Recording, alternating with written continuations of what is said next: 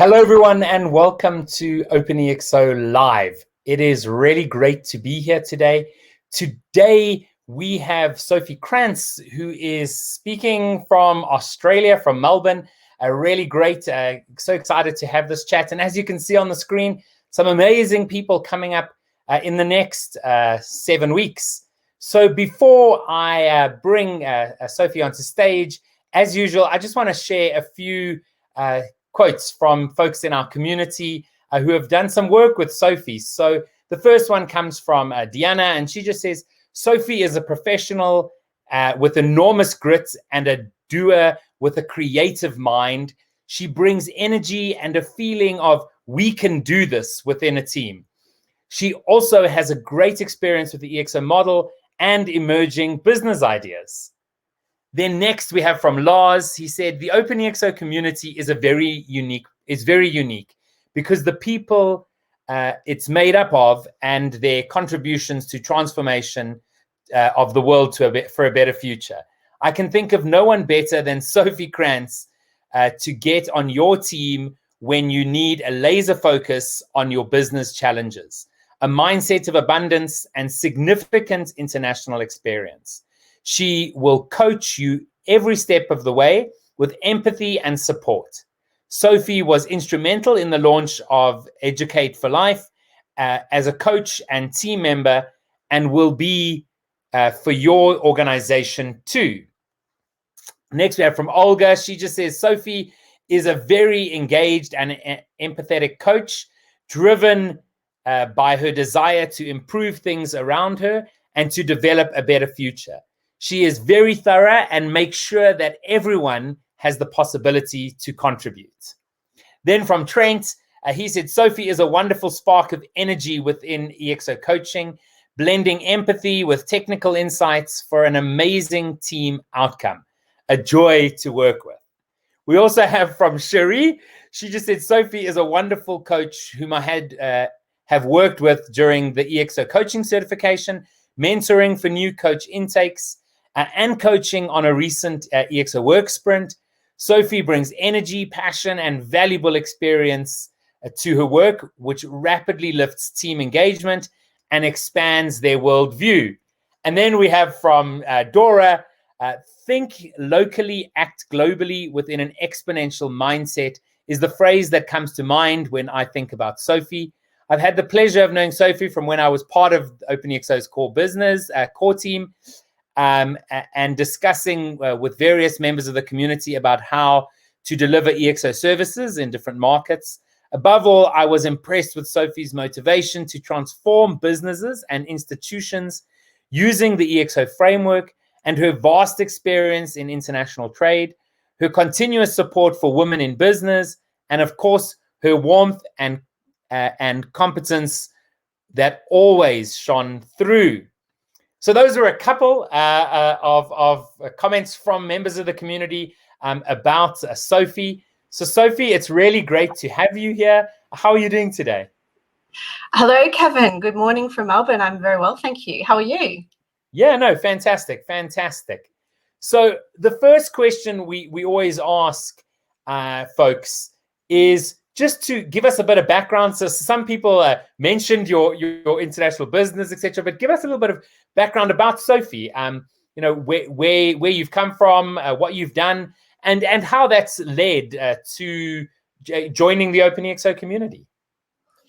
My favorite place in the world is a room full of people from all corners of the world hatching plans to do big, bold things.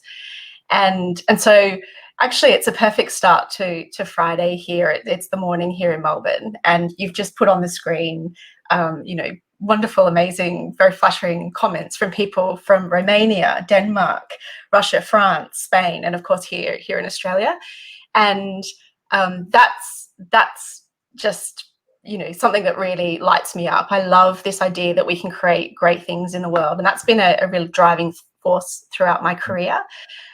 Back when I started really thinking about what I wanted to do professionally, it had to have something international in it. So I studied international economics, and back then, and still a fair bit to a fair extent today, our world is really still anchored in the physical world.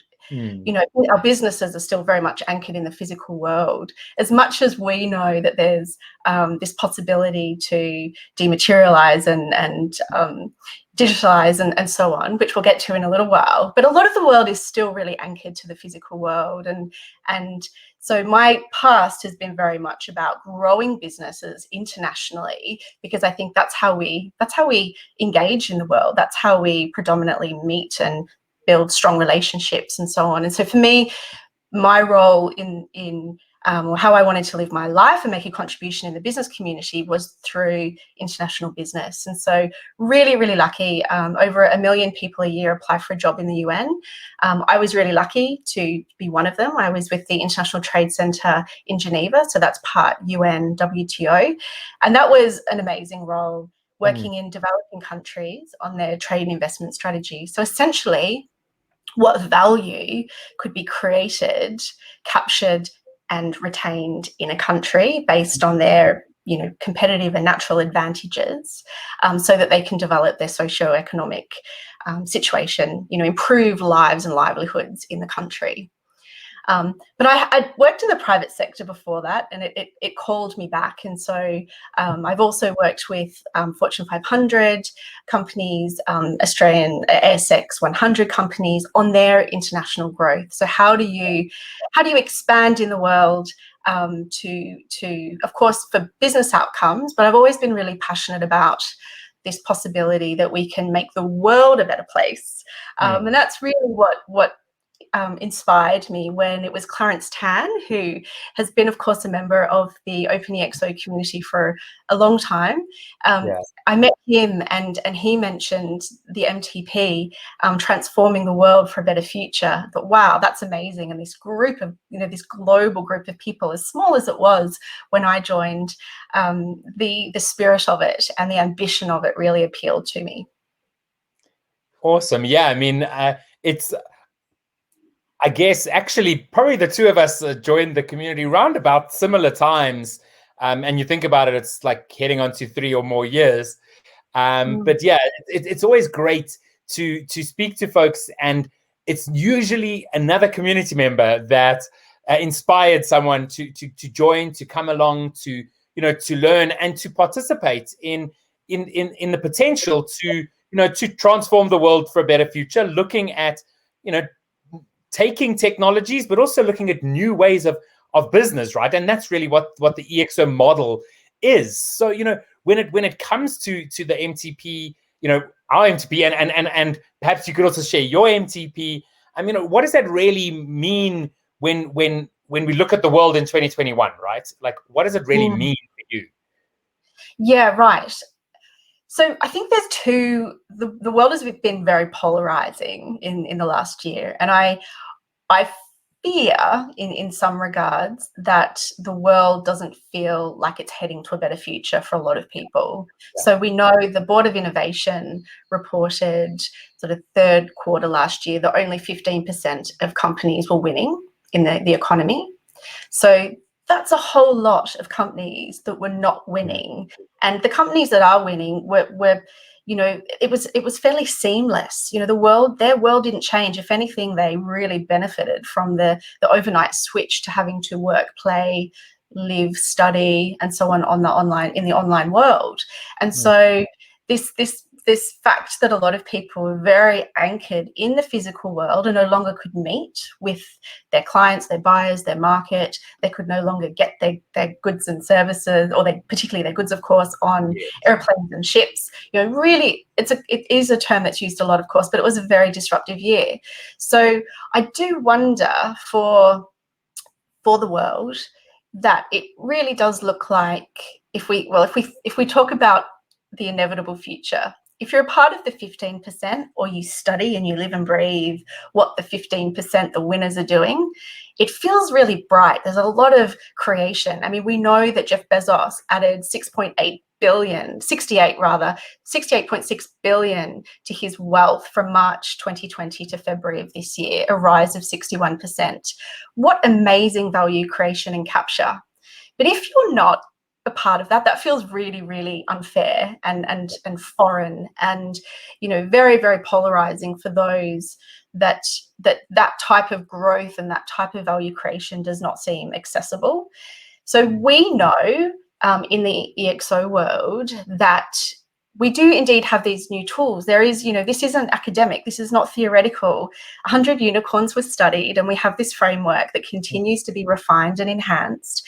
And we know that it provides a really important framework to create, capture, and distribute value. And that distribute value is really where my MTP comes into play. I'm really interested in enabling business leaders, entrepreneurs, whoever, essentially, if you have the desire to create business outcomes in an equitable way, if you believe in creating value that benefits you, your community, people, but also planet, and there is a profitable element to it to re-inject and build further, then that's my sweet spot.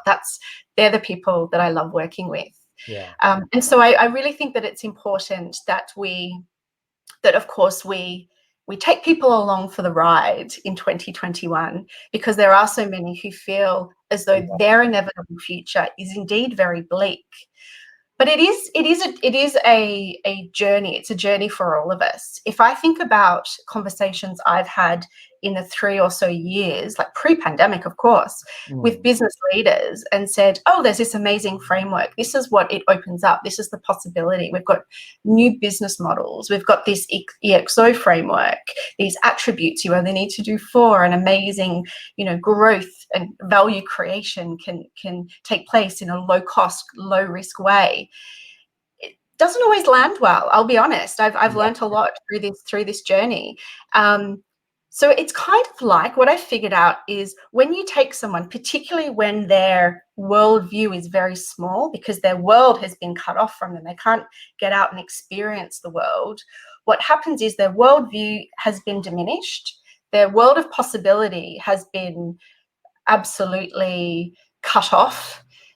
It's very difficult because they don't have an abundance mindset. They're feeling alone, they're feeling afraid, they're trying to look after their family, their employees, those that they haven't possibly let go of. So to come to them and to say, there's this possibility, we live in a world of abundance, it's not the right tone. It doesn't land well. It's like taking someone who's never hiked before and saying to them, I'm going to take you hiking tomorrow. Just put on some hiking boots. And when you pick them up and they ask, where are we going? You say, I'm taking you up Mount Everest. Right? Like it just doesn't feel accessible or practical, or whereas actually we could break it down and make that a reality for them. But to take you from never hiking to straight to the top of Mount Everest just does not feel accessible and practical and realistic. So it's great that we in 2021 have ample opportunity to apply our technical knowledge to be practitioners in a field of creating and capturing and indeed distributing value by way of the OpenExO certifications, and for our experience to help us to be better at sharing and enabling business leaders to survive this rather bumpy road we're on. Yeah, so I mean, what you're saying there, Sophie, some other folks within the community, folks who've perhaps gone through some of our certifications and see so much potential, right? See the potential of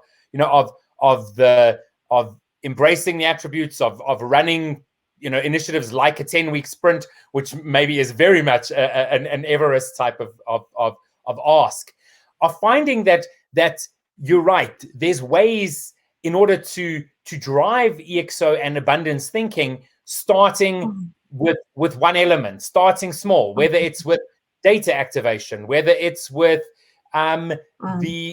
building a community, whether it's with HR practices based off of EXO. And so, do you see that as a way to get into businesses that perhaps are more sort of closed off to sort of that exponential and abundance thinking? Yeah, absolutely. And I think that the time is absolutely right for us to be taking this gentle approach. So what we know is with the world, the physical world cutting off and by and large international borders closing in March last year, what we know is that there was a rapid uptake. Businesses moved into the online world. But how they did it, of course, using Zoom to communicate, but also to have a strengthened online presence to sell. So there's been some, the toe has been dipped into the water, let's say. But we know that that really is the tip of the iceberg, that there's just so much more potential. And indeed, we know that the online world is a very crowded place. If you're trying to, of course, when you have an online presence, you can potentially market yourself to the global community. And there's, it's heading towards 5 billion people, 5 billion active internet users. It's a vast market. But if everyone has the same toolkit, everyone's vying for the same business, it's indeed cutthroat. And essentially, you need to be really good and probably have lots of resources to throw at it. So there's absolutely ways of getting a competitive advantage. And I think it's important in our line of work that we take business leaders through a review of how can emerging technology, how can these attributes play an important role to drive out some costs and also indeed to create future business for them. And I think taking this simple approach is really, really important for us to build credibility, for them to reclaim a little bit of faith that, this sort of expansion and generating a future that is robust is possible, because I do think that the future is not looking bright for many. So let's be mindful of that. Let's be compassionate with that, and let's give them tools that they can work that are indeed practical and actionable. And I think things like building a community is a really great one. Getting people who care about what it is you do and who will spend their time and give you feedback and engage with you for nothing, if you like, but nothing but the desire to do so. People are amazing, and people are spending a lot of time perhaps not feeling as fulfilled as they were once before we get out and experience the world more. So how can you leverage that? But also, staff on demand. If the brightest minds don't work for you, why not access them? Why not have run some experiments where you can indeed engage with really great people in different parts of the world? Personally, I really love this idea that you can build a network at this time.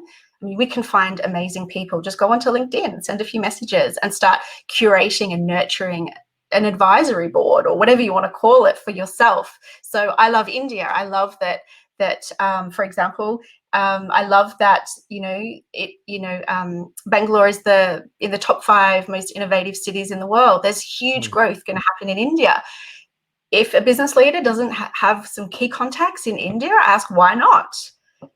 There's a lot of innovation coming out of India, and there's a lot of growth and future business opportunity. Now's the time to start curating relationships and maybe coming up with business ideas and start experimenting in that space. So they're just some simple approaches that leverage indeed our framework, but a low risk, low cost, and no cost, and minimal time and effort.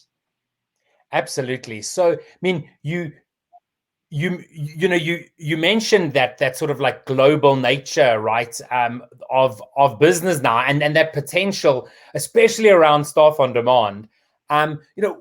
What has your experience been? Just in the OpenExO community, just around all the people who are. I mean, we have a community from 130 odd countries. So, like, what has that experience been like for you? Sure. So I think that your network and having a global community is your window to the world. And I have not felt isolated and cut off the world in the last 12 months. And it's because of the OpenExO community. There's, of course, several WhatsApp channels that various, self-forming groups within the community have, and every day, there's amazing insights, there's possibilities to learn. The learning is endless. There's possibilities to to engage, to discuss, but importantly, there are opportunities to collaborate. And I think that there's this shared interest to do stuff in the world. So, and I'm a big fan of sort of less talk, more action. And there's great action in terms of, let's do something together. And so I really love that. And I'm a big advocate of the community, and people that want to make an effort in the community really get the benefits from that. Yeah. Now, of course, one of those sort of subgroups, sub-communities is, of course, Women for Impact. And we had Sahar on OpenExO Live a couple of weeks back, where she was chatting about it. I know that there's an event you guys are holding for International Women's Day. Can you tell us a little bit more about that? Yeah, absolutely. So this is fantastic. This really illustrates the value of being a part of a global community. So in the co-founders group, there's 20 odd people from 6 continents. I don't think any of us have met in person, or maybe a couple have. But the energy and the drive and the effort that is put into the Women for Impact initiatives is amazing. And I don't think it's not because I think that the thing is, so it's women, okay? It's women. I'm a woman. Women have women, if we look at this, just the UN Sustainable Development Goals, women feature, and they have featured. And when I worked at the UN, everything we did had to have a gender dimension, because there are challenges. And in the past 12 months, women have been particularly affected from, the fallout of the pandemic. And again, as I mentioned, I'm not really interested in coming together to talk about the issues and the challenges. And I think we understand the challenges quite well. We understand the issues, but now is different. So now we have an opportunity to find a community, a self-forming community like the Women for Impact group. But why is it different for us to do something now? What makes it different is, so we know that the need is there, well documented, well understood. We can reach out to people all over the world and really dive deeper into the issues and understand the problems. But so there's the need. There's also the desire. And yep, I was one of the 1 million people to apply for a job in the UN. The desire to do something good in the world. Yeah. There. But the need and the desire doesn't equal change or impact. But what makes it different, why now is different, is because we have a toolkit. And we do indeed have the EXO framework. We have the 11 attributes to use for everything we do. We can use them to come together and look at, if we're going to hold an online event, how do we 10x it? If we are going to make an impact for women who are marginalized, how do we run a sprint for them and make them able, have a multiplier effect, if you like. So the International Women's Day event is indeed being held on the 8th of March, and we've got 300 odd people have registered from all over the world. We have an amazing program of business leaders who are in the technology transformation innovation space. And we're going to celebrate what is being done, but also inspire and equip anyone. So, of course, women, supporters of women, so on and so forth, to not talk, but to take action. So that's something we're really looking forward to. Yeah, it sounds really exciting. And I see Lars just made a comment with the address there. It's quite late for Lars being up in Copenhagen. Yeah. Thanks for being here, Lars. Great to see you. And to Felipe, who said hi earlier, great to have you here too. So, I mean, Sophie, it's been great chatting to you. What would you like to leave as a nugget for those who are watching this and those who are gonna watch the recording? Sure. So we are, by and large, stuck at home. Kevin, you're the rare example, I think, of being able to travel a little bit around the world right now. But by and large, we don't know when we're going to be able to get out and explore our world. And what a wonderful world it is. But of course, we can at the moment, from wherever we are, as long as we have a laptop or indeed, a smartphone, we can expand our worldview. Yeah. And we can strengthen what we know and who we know, and we can experiment. And we can have discussions.